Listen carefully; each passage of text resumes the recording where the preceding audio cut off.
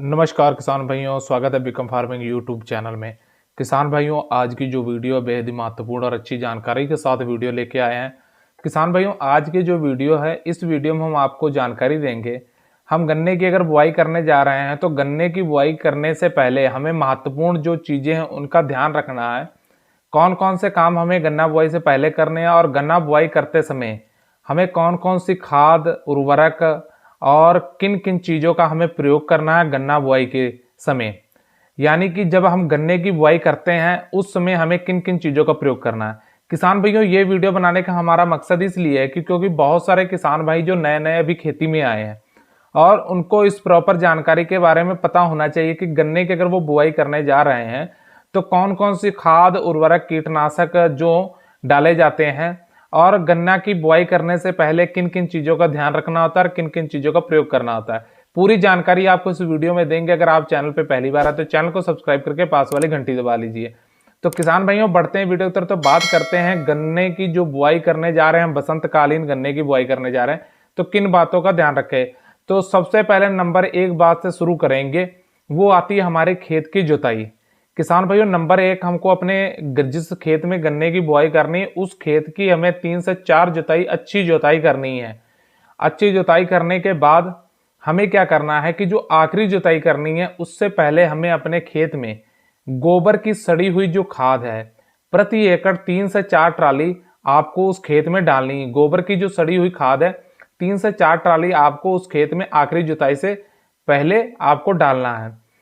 इसके बाद आप कोई भी रासायनिक जो खाद है उसको डाल सकते हैं। गोबर की सड़ी हुई खाद आपके खेत में लाभदायक जो जीवाणु होते हैं उनको भोजन प्राप्त करने में सहायता करती है, इसलिए गोबर की खाद जो है गन्ना बुआई से पहले बहुत महत्वपूर्ण होती है। उसके बाद जो आखिरी जुताई है आप उसको कर दें। फिर किसान भाइयों, आ जाता है गन्ना जुताई होगी, अब अगला काम क्या है। किसान भाइयों, यहाँ फिर अगले काम में जो है रासायनिक खादों का प्रयोग करना पड़ता है।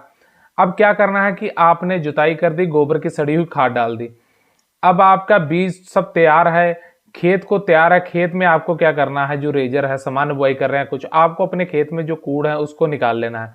उसको निकालने के बाद किसान भाइयों, अब आपको जो रासायनिक खाद है उनका प्रयोग करना है। रासायनिक खाद में किसान भाइयों, आपको जो पहली खाद लेनी है उसमें आप एनपीके या डीएपी में से कोई एक खाद लें। एनपीके डालें या फिर डीएपी डालें।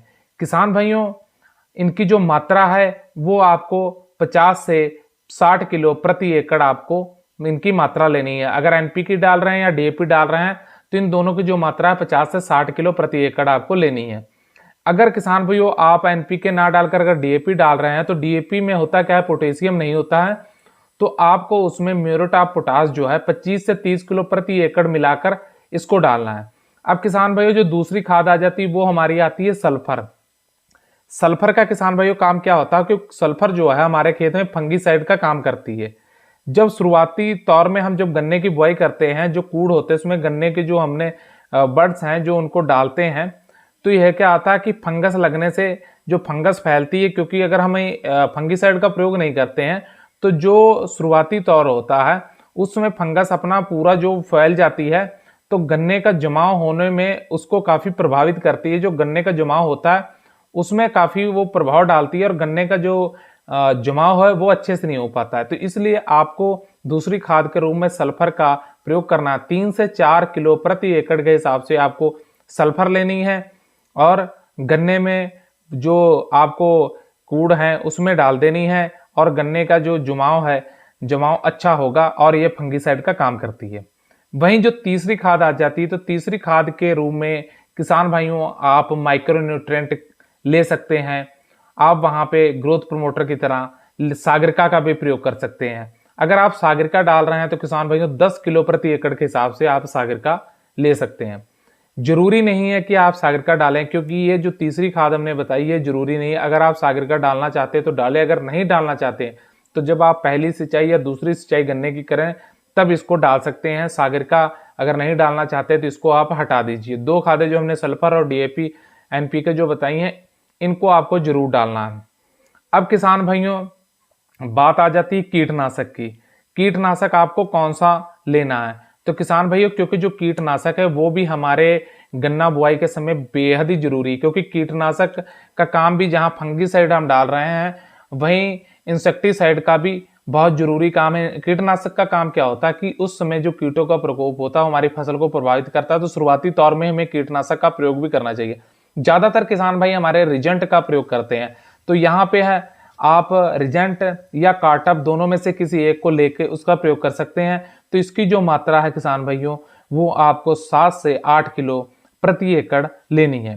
वही किसान भाइयों आ जाती है गन्ना शोध करने की। जब भी आप गन्ने की बुआई करें तो गन्ने को शोध करके आप बुआई करें। गन्ने को शोध करने के 2 तरीके हैं किसान भाइयों। अगर आप गन्ने की बुआई कर रहे हैं तो गन्ने को शोध करने का तरीका, अगर आप कम क्षेत्रफल में गन्ने की बुआई कर रहे हैं तो आपको करना क्या है, किसी बड़े बर्तन में आप कार्बनडाजिम ले सकते हैं या हेक्साटॉप आती है, आप इसको ले सकते हैं। इन दोनों का जो घोल है आपको 2 ग्राम प्रति लीटर पानी में मिलाकर इसका शोध करना है। अगर आप बुआई से पहले किसी बड़े बर्तन में घोल बनाकर और जो गन्ने के बड्स होते हैं कटे हुए, उनको आप उसमें मिक्स करके फिर आप बुआई कर सकते हैं। अगर आप इस तरीके से नहीं करना चाहते तो आपको ज्यादा क्षेत्रफल में लगा रहे हैं तो आपको जो कूड़ है उसमें गन्ना जो डाल दिया है तो 2 ग्राम प्रति लीटर पानी में कार्बनडाजिम या हेक्साटॉप मिलाकर जो बीच में पड़े हुए टुकड़े हैं उन पे आपको जो स्प्रे वाली टंकी होती है उसके माध्यम से उसके ऊपर छिड़काव कर देना है।